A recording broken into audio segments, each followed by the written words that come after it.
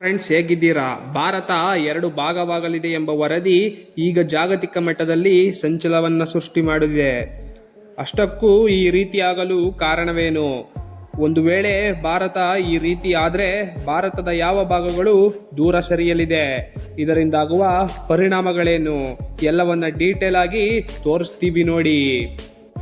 Continent drift theory ಗೊತ್ತಿರಬಹುದು.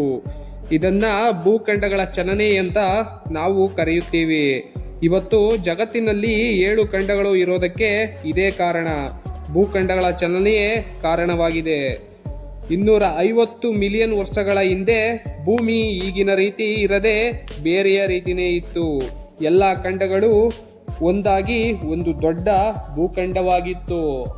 ವರ್ಷ ಕಳೆಯುತ್ತಿದ್ದಂತೆ ಸಾಗರದ ಕೊರೆಯುವಿಕೆಯು ಈ ಬೃಹತ್ ಭೂಖಂಡವು ನಿಧಾನವಾಗಿ ಬೇರೆಯಾಗುತ್ತಾ ಬಂದು ಖಂಡಗಳು ಬೇರ್ಪಡುತ್ತಾ ಹೋಗುತ್ತವೆ.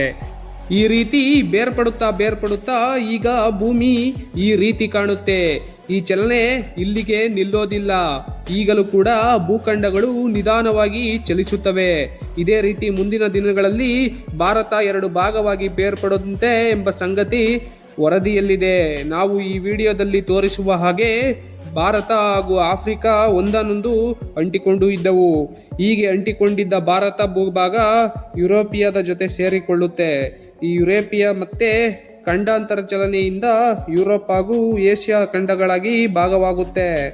ಭಾರತವು ಹೀಗೆ ಮೇಲಕ್ಕೆ ಬಂದು ಪರಸ್ಪರ ಡಿಕ್ಕಿ ಹೊಡೆದು ಘರ್ಷಣೆಯು ಏರ್ಪಟ್ಟಾಗ ಈಗಿನ ಪರ್ವತಗಳು ಹುಟ್ಟುಕೊಳ್ಳುತ್ತದೆ.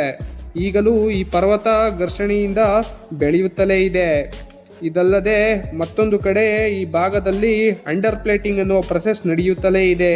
ಈ ಪ್ರೊಸೆಸ್ ಹೀಗೆ ನಡೆಯುತ್ತೆ ಹೋದ್ರೆ ಹಿಮಾಲಯದ ಭಾಗದಲ್ಲಿ ಭೂಮಿ 2 ಭಾಗವಾಗಿ ವಿಂಗಡಣೆಯಾಗುವ ಸಾಧ್ಯತೆ ಇದೆ. ಆದರೆ 1 ವರ್ಷ 2 ವರ್ಷದಲ್ಲಿ ಆಗುವ ಪ್ರೊಸೆಸ್ ಅಲ್ಲ, ಸಾವಿರಾರು ವರ್ಷಗಳ ಕಾಲ ಈ ಪ್ರೊಸೆಸ್ ನಡೆಯುತ್ತೆ. ನಿಮಗೇನು ಅನಿಸುತ್ತೆ? ಕಮೆಂಟ್ ಮಾಡಿ. ಮತ್ತೊಂದು ವಿಡಿಯೋದಲ್ಲಿ ಸಿಗೋಣ. ನಮಸ್ಕಾರ.